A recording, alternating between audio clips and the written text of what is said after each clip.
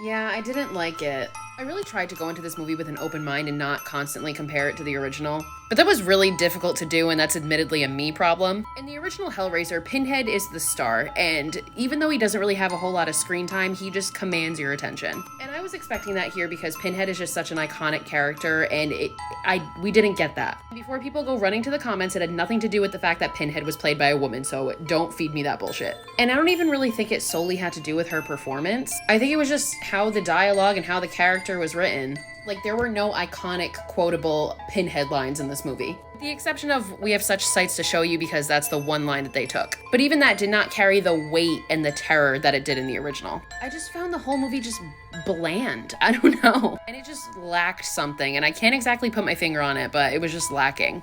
I did like the design of the Cenobites. They each were very unique, but then at the same time, they looked more like modern art pieces than they did creatures or monsters. So like, yes, it was cool. They looked appealing, but they did not look nearly as scary or as visceral as the original Cenobites, or as what the Cenobites are supposed to look like. And the movie as a whole was not nearly as visceral or unsettling as the original Hellraiser. And again, I hate to keep comparing it, but it's really hard to not. Whereas the original Hellraiser is absolutely iconic and will continue to be talked about in the horror world and in the world in general, this one was just simply forgettable.